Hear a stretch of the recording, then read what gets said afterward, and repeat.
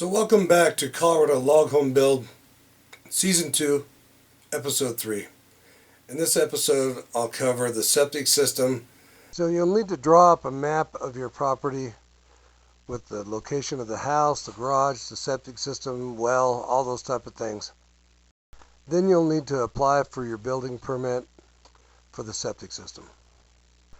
I reached out to 3 different vendors for this purpose and got quotes. And then because of the cost of the quotes, I decided to do it myself. The county I'm in actually had a list of engineers on their website, and I chose one of them. There's a few things that go into the engineering of the septic system. First, they do what's called a perk test, where they pour water into a hole that's approximately 3 feet deep, and they watch how fast it percolates through the soil. They also look at the slope of the land. They also look at the distance from the house and other items like that. The plans consisted of a leach field of a certain type of sand by a certain size.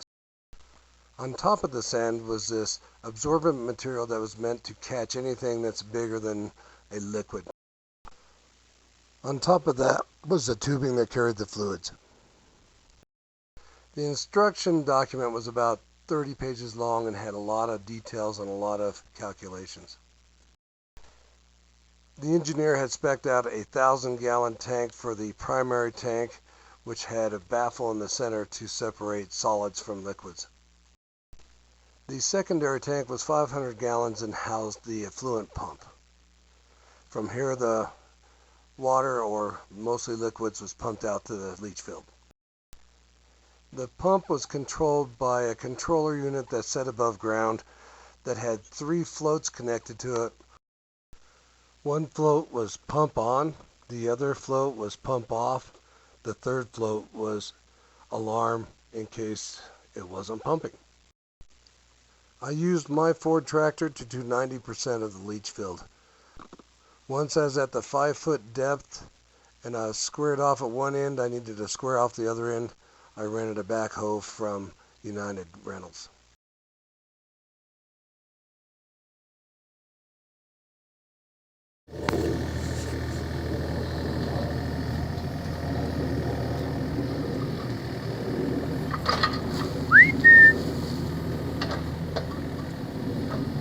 Hey, baby! Here's a picture with the absorbent materials on the far right stacked, the risers in the middle, and the septic tanks in the foreground.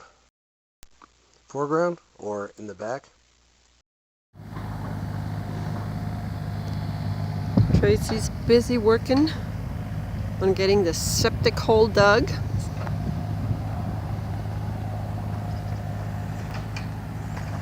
And there he is with his little toy.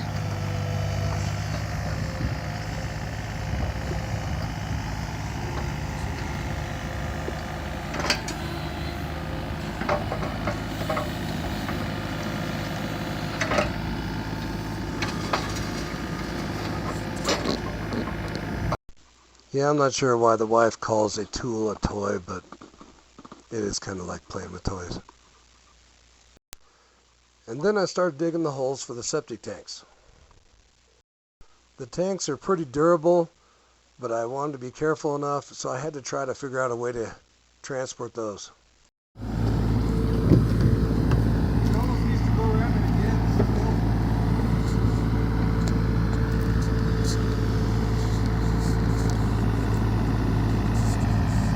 You want me to try?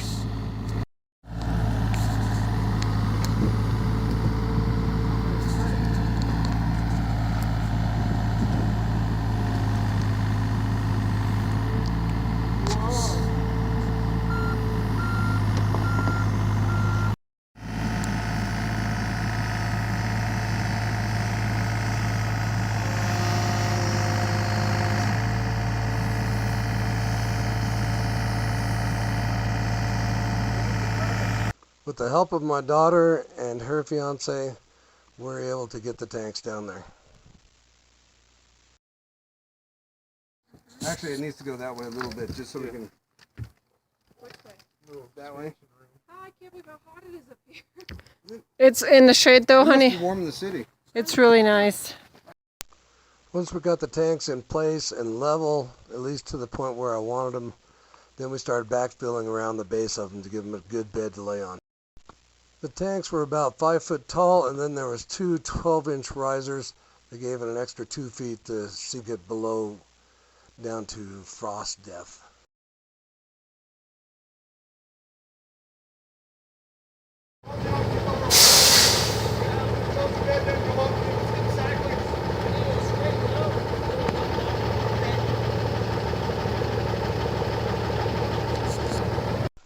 The leach field was spec'd out to be 12 feet by 5 feet by 42 feet.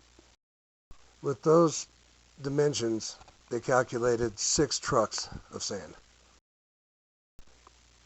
There was also a thick rubber liner that went around the circumference of the hole.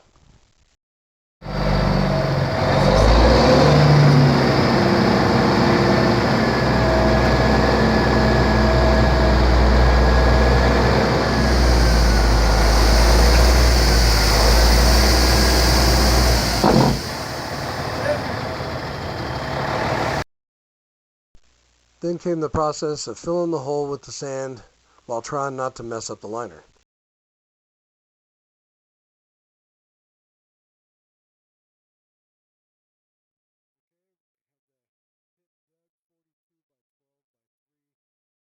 Have 3 loads of sand in here, pretty full already. Expecting 3 more. Over here we have the 2 separate septic tanks. The first one will have 2 risers, another 2 risers here, and probably use both of them there. Got to have a filter on this exit port of this one, and this one will have the effluent pump to pump out over to the septic tank, or to the leach field.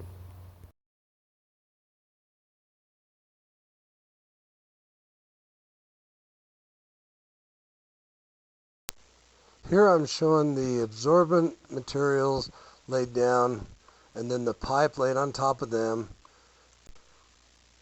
which is actually inside another pipe with holes in that so that sand won't get in there and block it.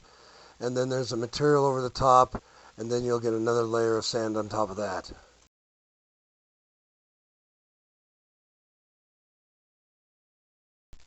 And then spread a layer of the natural dirt that we have, which is a lot of rock.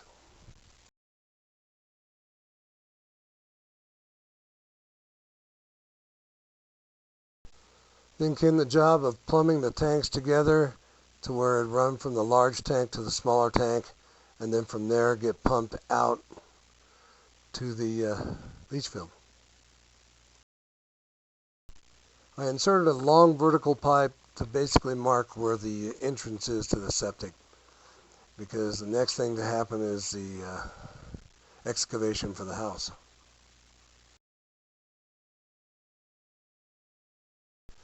With this type of system, it's not necessarily gravity flow, and then you can actually have your leach field uphill from your septic system. Here's showing the control system for the pump and the floats. Eventually this will be attached to the house.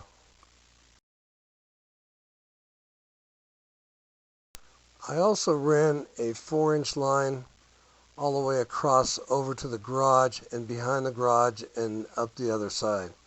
And what I wanted to be able to do is have a place for an RV dump.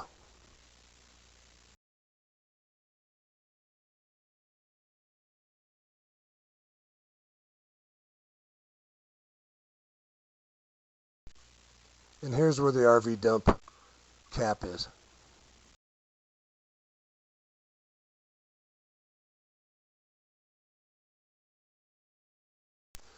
Looking down into the last septic tank, you see the wiring and the pump.